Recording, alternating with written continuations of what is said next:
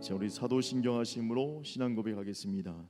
전능하사 천지를 만드신 하나님 아버지를 내가 믿사오며 그 외아들 우리 주 예수 그리스도를 믿사오니 이는 성령으로 잉태하사 동정녀 마리아에게 나시고 본디오 빌라도에게 고난을 받으사 십자가에 못 박혀 죽으시고 장사한 지 사흘 만에 죽은 자 가운데서 다시 살아나시며 하늘에 오르사 전능하신 하나님 우편에 앉아 계시다가 도리로서 산자와 죽은 자를 심판하러 오시리라. 성령을 믿사오며 거룩한 공예와 성도가 서로 교통하는 것과 죄를 사하여 주시는 것과 몸이 다시 사는 것과 영원히 사는 것을 믿사옵나이다. 아멘. 금주 암송구전이 히브리서 11장 17절 말씀을 두 번 읽고 우리 한 번 암송하겠습니다. 읽겠습니다. 아브라함은 시험을 받을 때에 믿음으로 이삭을 드렸으니 그는 약속들을 받은 자로 돼 그 외아들을 드렸느니라. 다시 읽겠습니다. 아브라함은 시험을 받을 때에 믿음으로 이삭을 드렸으니 그는 약속들을 받은 자로 돼 그 외아들을 드렸느니라. 암송하신 분들 암송하시고 암송하지 못한 분들 화면을 보시면서 다시 한번 읽겠습니다. 아브라함은 시험을 받을 때에 믿음으로 이삭을 드렸으니 그는 약속들을 받은 자로 돼 그 외아들을 드렸느니라. 히브리서 11장 17절 말씀. 아멘. 오늘 우리에게 주신 하나님 말씀은 구약성경 이사야 7장 1절로 7절 말씀입니다. 제가 가진 성경 구약성경 975쪽 이사야 7장 1절로 7절 말씀. 다 찾으셨으면 우리 한 목소리로 합독하겠습니다.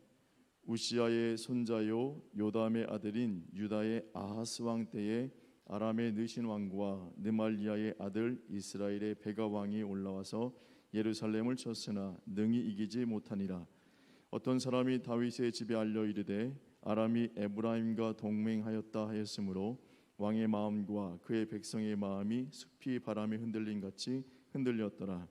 그때 여호와께서 이사야에게 이르시되 너와 내 아들 수알 야셉은 윗모 수도 끝 세탁자의 밭 끝 길에 나가서 아하스를 만나 그에게 이르기를 너는 삼가며 조용하라. 느신과 아람과 느말리아의 아들이 심히 노할지라도 이들은 연기나는 두 부지깽이 그루터기에 불과하니 두려워하지 말며 낙심하지 말라. 아람과 에브라임과 느말리의 아들이 악한 꾀로 너를 대적하여 이르기를 우리가 올라가 유다를 쳐서 그것을 쓰러뜨리고 우리를 위하여 그것을 무너뜨리고 다브엘의 아들을 그 중에 세워 왕으로 삼자 하였으나 주 여호와의 말씀이 그 일은 서지 못하며 이루어지지 못하니라. 아멘. 오늘의 이 배경이 있습니다. 보면 이스라엘 중심으로 옆에가 아람이 있고 그 다음에 이 밑에 남유다가 있고 그쪽 이제 이 오른쪽에는 이 아수리아가 이제 존재하고 있었는데요. 이때 당시에 이 아람 군대가 가만히 보니까 이 남유다가 이 아수르와 같이 연합하고 그러면 자신들의 존재가 좀 위태할 것 같으니까 이제는 이 아람 군대가 이 북이스라엘과 같이 연합을 해서 먼저 아수리아 치기는 좀 힘겨우니까 먼저 남유다를 먼저 치고 그 다음에 아수리아를 치려고 이 연합 작전을 이제 피기 시작하는 그 상황이 바로 이 정치적인 상황, 군사적인 상황이라고 할 수 있습니다. 그래서 연합군이 이제 조직되죠. 이 아람 군대와 북이스라엘 군대가 연합군이 되어서 남유다를 치는 상황이 벌어질 때에 그 상황 속에서 이 남유다에 있는 이 아하스 왕과 이 백성들이 너무 무서워서 그 마음이 막 떨리고 있을 상황이었습니다. 그럴 때 하나님께서는 하나님의 사람, 하나님의 종 이사야 선지자를 딱 보내서 아하스 왕과 그 남유다 백성들에게 하나님 말씀을 선포하면서 이제는 그들의 마음을 진정시켜주는 일들이 이 상황 속에 있는데요. 우리들도 인생을 살아갈 동안에 이런 인생의 어려운 문제들을 만나고 어려운 상황 속에 처할 때가 있습니다. 그런데 이 말씀이 우리에게도 큰 도움이 될 줄로 믿습니다. 제 인생 가운데 이 어려운 일을 당할 때에 먼저 우리는 어떻게 해야 되느냐? 바로 삼가며 조용할 필요성이 있다는 겁니다. 하나님 믿는 믿음 안에서 그 마음을 진정하고 침착하고 안심하고 요동하지 않는 모습이 있어야 되는 것이죠. 어렵고 힘겨울 때일수록 우리 마음을 침착하게 가질 필요성이 있다는 것입니다. 비슷한 상황에 빠져있던 사람들이 있었는데요. 바로 예수님의 제자들이었습니다. 예수님과 함께 갈릴리 호수의 바다에 이제는 배를 띄우고 같이 이동하고 있을 때 마태복음 8장에서는 그들의 상황을 이렇게 이야기합니다. 마태복음 8장 25절에 그 제자들이 나와 깨우며 이르되 주여 구원하소서 우리가 죽겠나이다. 그러니까 예수님께서 일어나시더니 어찌하여 무서워하느냐 믿음이 작은 자들아 하시고 곧 일어나사 바람과 바다를 꾸짖으시니 아주 잔잔하게 되거늘. 파도가 몰아치는 상황 속에 제자들이 너무 힘겨워서 죽을 지경이 되고 마음이 요동하는 가운데 있을 때 예수님이 딱 일어나면서 어찌 그렇게 힘겨워하느냐 믿음이 적은 자들아 하고 파도와 바람을 잔잔하게 합니다. 시편 89편 9절에는 주께서 바다의 파도를 다스리시며 그 파도가 일어날 때에 잔잔하게 하시나이다 라고 말씀하고 있습니다. 이것은 파도뿐만이 아니라 우리의 마음도 잔잔하게 하시는 분이 바로 하나님의 은혜, 예수님의 은혜인 줄로 믿습니다. 그래서 이사야 26장 3절 말씀에는 주께서 심지가 견고한 자를 평강하고 평강하도록 지키시리니 이는 그가 주를 신뢰함이니이다. 어려운 상황일수록 우리는 예수 그리스도를 믿고 하나님 믿는 그 믿음 안에서 마음을 침착하게 가질 필요성이 있다는 것입니다. 힘겹고 어려운 상황이 내 속에 다가올지라도 그 상황 속에 그것으로 그 상황으로 인하여서 문제로 인하여서 마음이 요동치는 것이 아니라 변치 않으시는 그 예수 그리스도, 변치 않으시는 그 하나님의 능력 그 가운데 있어서 마음을 침착하게 가질 필요성이 있는 것이고, 그런 침착함, 삼가하고 조용하는 그 상황 속에서 그런 문제 해결의 놀라운 역사가 나타나게 된다는 것입니다.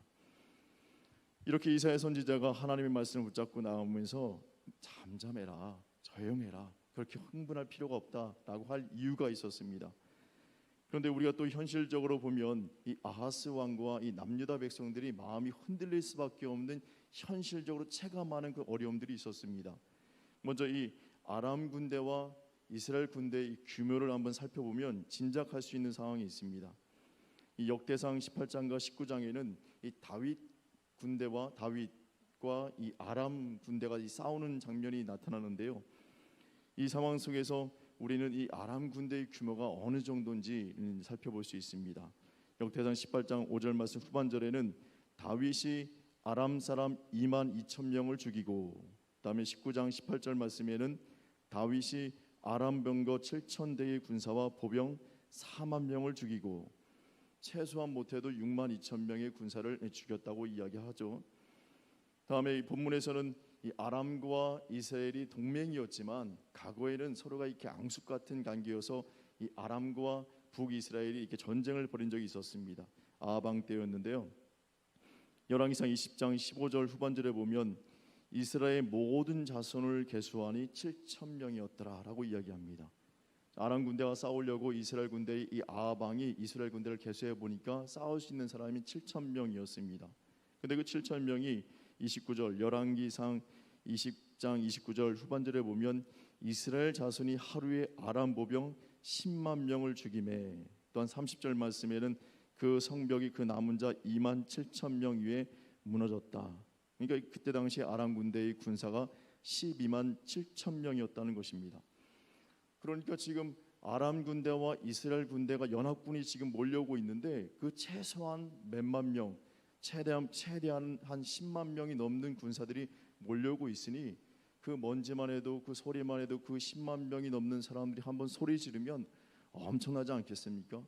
그네들이 체감하는 것은 대단한 실로 대단한 것이었고, 수많은 사람들이 볼 때 이 아하스 왕과 남유다 사람들의 백성들이 마음이 흔들리는 것은 어찌 보면 정상적인 모습이라고 할 수 있는 것입니다. 그런데도 하나님께서는 이사야 선지자를 딱 보내면서 잠잠해라, 마음 진정시켜라, 그건 큰 문제가 아니다. 왜냐하면 수만 명, 많게는 수십만 명이 움집해 있는 그 모습을 보면서 하나님께서 뭐라 그러냐면 그 세력들 부지깽이 두 개밖에 되지 않는다. 그리고 연기나는 게 부지깽이 연기나는 거 혹시 보셨습니까? 조금 놔두면 그 연기가 다 사라집니다.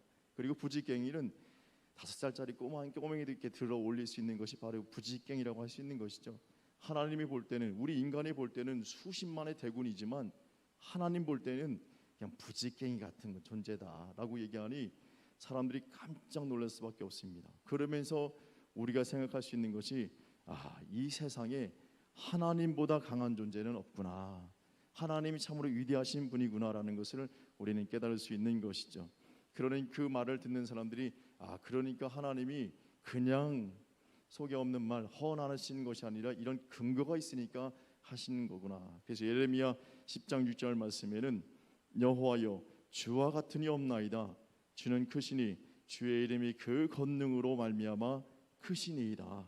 아멘. 또한 시편 135편 5절 말씀에는 내가 알거니와 여호와께서는 위대하시며 우리 주는 모든 신들보다 위대하시도다. 위대하신 하나님은 우리 편에 끝까지 서서 우리를 보호하고 계실 줄로 믿습니다.